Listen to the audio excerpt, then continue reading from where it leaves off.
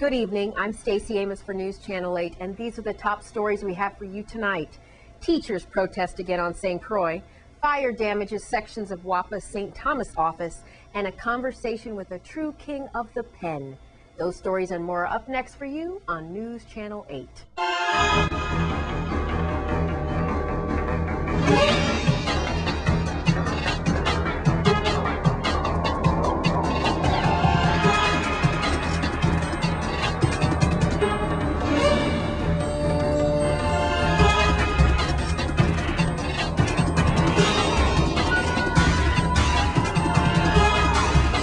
In our top story tonight, teachers protested outside of Claudio Marco School earlier today.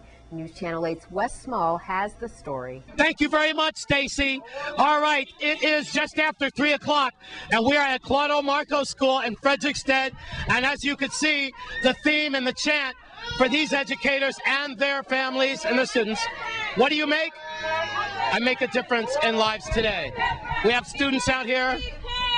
What do we make? A difference. What do we make? A difference. What do we make? A difference, because we care. It's kind of ironic that on one hand, the government is talking about laying off individuals, have laid off, dismissed teachers and support staff, and we've gotten this announcement saying that they are looking for exempt employees to be training managers.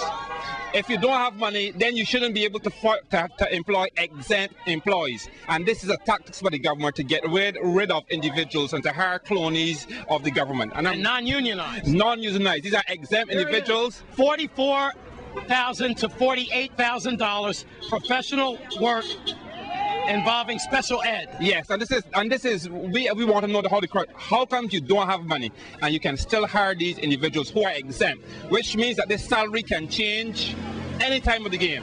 Look at this. The position below is vacant in the Department of Education. And you want to know why people are concerned today. All right, what is this about the AYP? Here, the cameraman is going to turn, and you could see there. Tell us if our team helped. What is AYP? Adequate yearly progress. Last year, this school was one of the schools that made AYP, and with this Claudio Marco, and these teachers have worked really hard, and they are a little bit afraid, upset that other teachers in other schools are being let go, dismissed, and they're thinking, will it be this school next? Parents, definitely I am, and you're concerned. Yes, I am concerned. Yeah. If you have children first, why rob them? Yeah. And do your children go to Claudio Marco? Yes, my kids go attend Claudio Marco School. Education is big business. What are your takes on this, sir? Okay, there are a lot of funding, and money's coming in to the Virgin Islands for the educational system, all right? Where is it going? Where is it going? And if not for the students, the community, where are we going from here? Now, my biggest take, the reason I'm out here, the main reason that I'm out here is because the government and the administration is taking foods out of our families' mouths and so forth. Right off the table. And without the prospect of being able to support and substantiate ourselves, how will these children survive? These children, when the layoff, if and when the layoff takes place, the children will be suffering more than ever. They'll be suffering more than ever due to the lack of support and administration, people to, educate them. In Frederiksted, at Claudio Marco School, we'll have a lot more of these, won't we? Perhaps at every school. I'm Wes Small for News Channel 8. In other news, WAPA's St. Thomas office and subbase suffered extensive fire and water damage last night. Saturday, March 4th at 11:35, we had a reported fire alarm at the business office at WAPA. 2 units from hotel company responded and found smoke coming from the 2nd floor of this structure. Additional units were called to the scene to assist. Upon doing 4th century, we found flames on the 2nd and 1st and 3rd floor. Fire operation went into play. Our initial attack was made. Ventilation was carried out on that end of the building to try to get all the smoke out of the building. That operation went successful. The firefighters made aggressive attack, knocking out the fire very quickly. At the time, we had 9 pieces of apparatus along with 30 firefighters. 3 firefighters were slightly injured. The arson and prevention unit is now on the scene doing an investigation, and we're just lucky that this structure didn't go a little further. As you can see from the damages of the structure, we stopped it halfway in, stopping most of the structure from being damaged. Over 25 Danish police officers and their wives visited our local police department earlier today. News Channel 8's Wes Small found out that police officers all over the world share one common goal, and that is to get home safe at the end of the day. The Danish are coming. The Danish are coming. Seems like I've heard that before. I don't know. I guess that was British with Paul Revere. I'm here with Anna Monica, who is representing the International Police Association, and we have around 20 to 25 Danish police officers, former, perhaps some current, and their lovely wives are here. How does this make you feel? I think it went really well. I think they got a lot of information, and we feel really grateful that we've been received so courteously. Yeah. There's really a wonderful feeling to be here. Now, do you live in Denmark yourself? I do, but my mother lives in St. Thomas, and I come back and visit her. All right. Often, yeah. What's your name? I'm Jan Henriksen. See, we can connect. Yes. Jan, are you a former police officer, or are you a current one? I'm a current police officer. You are? Yes, and in the administration, in police station Aarhus. That's the big city in Jutland.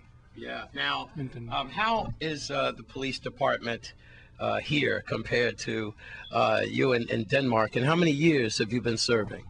I've been serving since 1997. 1997. Yeah. What are some of the differences between police departments here and over there in Denmark? I don't think there's so much difference about it. It's a smaller police station, this one, but it have all the equipment in that we have in a big police station in Denmark. Looks like we're state of the art then, right? Yeah. What's your name, sir?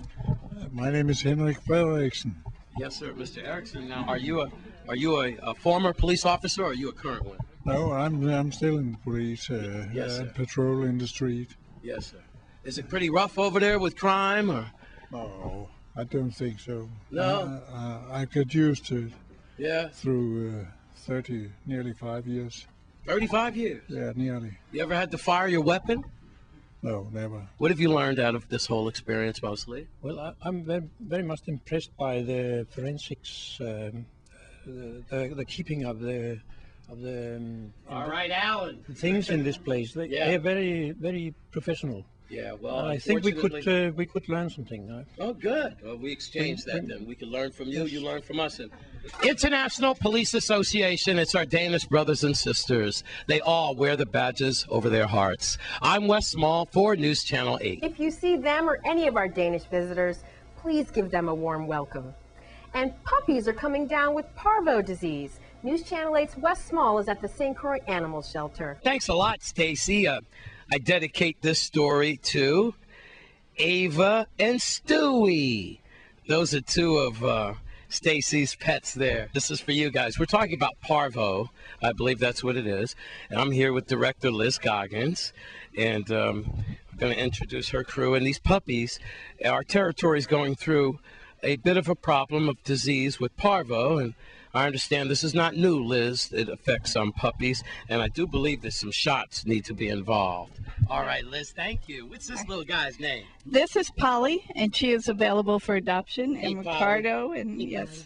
Parvo is a disease that affects predominantly puppies. Yeah. It's a cyclical disease, so it shows up every once in a while.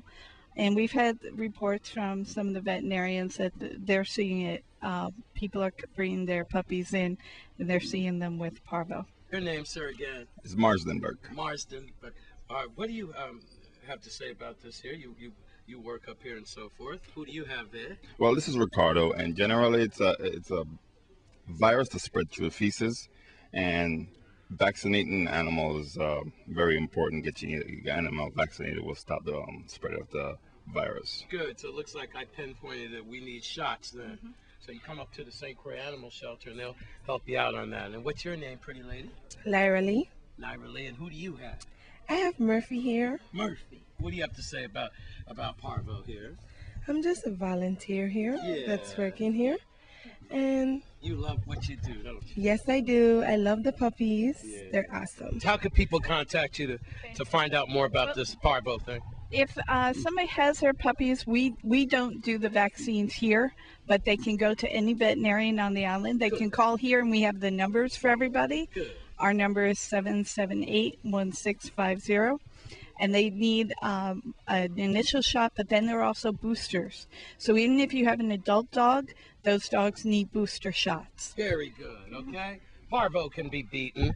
Let's just check with your local vet and call the animal shelter here, 778-1650, and they'll keep you up to date on all your shots, right? For Murphy, Ricardo, and Polly, I'm Wes Small at the St. Croix Animal Shelter for News Channel 8. And a big thanks to Wes Small for looking out for all our doggies, including my own babies, Stewie and Ava.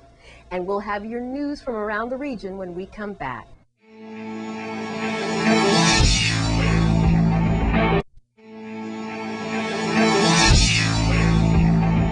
Prince Harry is touring our region. See where he's visiting in tonight's Caribbean Report.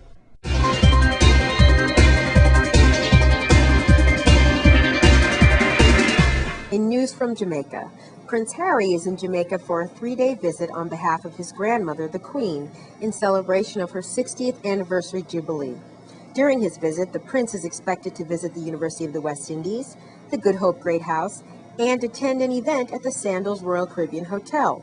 The Prince is also expected to take part in military exercises at Up Park Camp alongside soldiers of the Jamaica Defense Force. However, his visit is not without some controversy, as Jamaica's Prime Minister Portia Simpson Miller said in a BBC interview just hours before Prince Harry's arrival in Jamaica that if Britain wanted to apologize for slavery, it would, quote, be fine with us, end quote, and repeated her view that the Queen should be removed as head of state of the Commonwealth realm. In news from the Bahamas, continuing with royal news, Prince Harry also visited the Bahamas recently, and in a 3-minute speech he addressed more than 100 Bahamians and visitors gathered to greet him and extended well wishes on behalf of his grandmother, the Queen. He said the Bahamas holds a very special place in Her Majesty's heart, and her love for this realm and you, the Bahamian people, stretches back over decades, right to her first visit in 1966. In education from St. Kitts and Nevis, St. Kitts and Nevis's Prime Minister, the Right Honorable Dr. Denzel L. Douglas, is supporting his Minister of Technology, Honorable Glenn Phillips' suggestion that laptop computers be given to all students entering high school in the Twin Island Federation.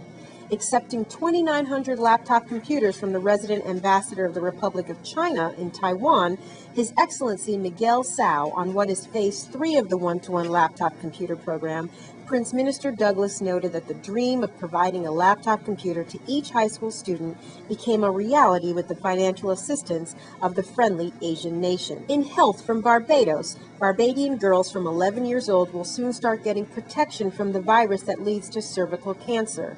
A vaccine that helps to prevent the human papillomavirus, or HPV, which leads to the development of cervical cancer, will soon be added to the immunization schedule in Barbados, announced in late February by Minister of Health Donville Innes. And in sports from Antigua and Puerto Rico, national triathlon champion Andre Simon is setting his sights on yet tougher fields after conquering the 1.2-mile swim, 56-mile bike ride, and 13.1-mile run in Antigua and Barbuda's first ever half-iron distance triathlon this past January. The 24-year-old, who emerged first nationally and second overall in the Jonathan Rohr Memorial Tinman Triathlon, is now targeting the annual San Juan Half-Iron Triathlon in Puerto Rico on March 18th.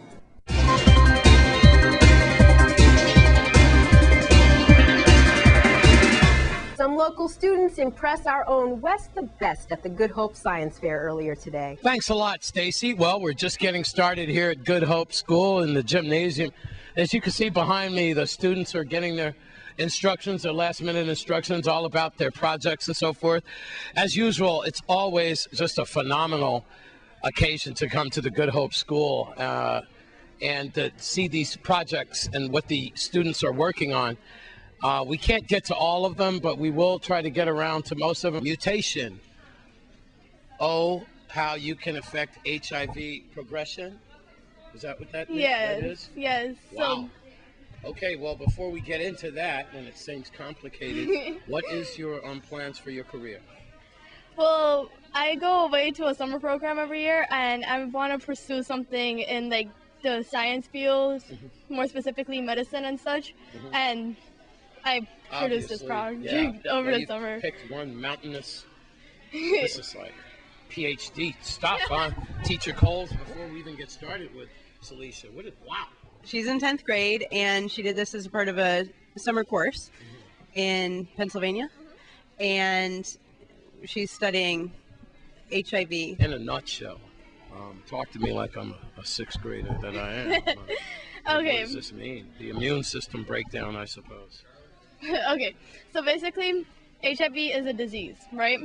And so what it does is it affects your immune system because in your DNA there's mutations, and certain mutations are bad for you because they can make you sick, make your immune system weak and everything. And so what I did was I compared DNA sequences that I sequenced like on charts and everything, and I compared it to a regular healthy DNA strand, and I recorded mutations that I found. And so I was basically comparing a healthy DNA strand from one with mutations to see if certain found mutations impacted disease progression. Like the more mutations were supposedly correlated with how long the person had HIV. More mutations, the longer they had HIV. Less mutations, less time they've had HIV. That's basically. What are your students getting out of it today, Ms. Long?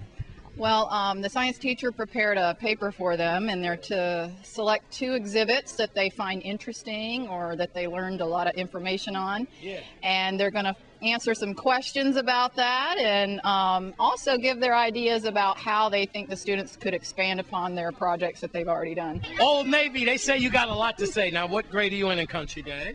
4th. Fourth. What's your name? Enrico. Come here, man. Come on, where you going? Well, listen, what do you have to say? What's your favorite exhibit here today? What did you enjoy most? The one with the hamsters. With the hamsters? Yeah, what are they doing to the hamsters? They tested if the hamster would choose food over females. What did Harry the hamster, what's his name, Harry? What did Harry choose? Did he choose food or his wife? Wife. What's your name, pretty lady? Savannah. You are beautiful, Savannah. Now, what grade are you in? 4th. 4th grade. What did you like most about this exhibit? I liked the one with the beauty of mathematical beauty. The mathematical what? Beauty. Mathematical beauty? Yeah. What's so beautiful about math? Well, in the exhibit, in the project she did, what was beautiful, she oh gosh, I can't explain. I'm bad at this. It's like Beauty and the Beast, but this is Beauty and the Math? Yes. Ta-da! Tell us all about it, Bridget. Okay, well, what I did was I made 4 compost bins, and I put mostly kitchen, like the food in there, like that was left over, and I turned one every day, and I turned one twice a week, and I turned one once a month, and I never turned one, and I wanted to see which one broke down fastest, and the one that got turned every day broke down the fastest. Look at the sparkling. What does that say? Biodiesel? It does say biodiesel. Well, what are we doing here? First of all, I made biodiesel out of household materials using isopropyl alcohol and baking soda as my catalyst. I mix it with used cooking oil and microwave under 2 minutes under 50 degrees Fahrenheit, or the high settings as we would call it. I then did a flame test which proved that it was combustible, and I did an engine test which did not work on a gasoline engine because it's a diesel. For the biodiesel to work on this engine, I have to make conversions of components inside it, which would take a lot of time. But here you go, it works with gasoline. Here's Miguel! Yeah! Hey, Miguel! Have you invented brakes yet? They'll be here till Thursday at 7 o'clock. Make sure that you check out the Good Hope Science Fair. I'm Wes Small for News Channel 8. Miguel was not hurt during this filming. He did have breaks. And as Wes said, the science fair is here until Thursday, so don't miss it. Now, in celebration of VI History Month, a conversation with a celebrated author when we come back.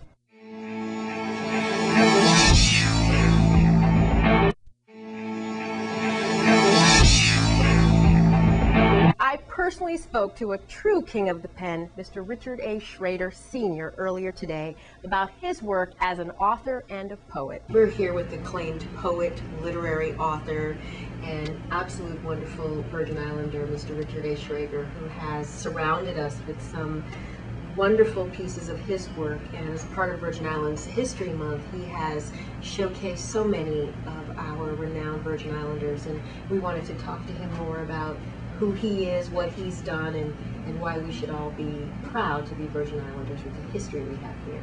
Mr. Schrader? Sure.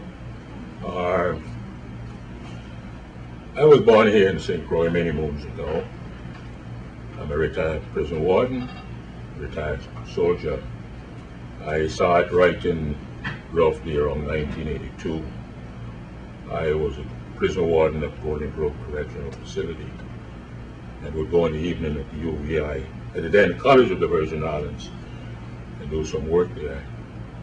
And so one evening I was there in the library, and Marty Campbell, who taught for my daughters at St. Joseph Catholic School, said to me, "Rich, what are you going to do when you finish studying?" I said, "Marty," and I had a rough day of prison going home. And he said to me, "Why don't you come into the little theater? We have poetry reading." I said, "But Marty, I'm not into poetry." That was true. And so I said, "No, I can't make it. I'm going home. Rough day of the prison, I'm going home."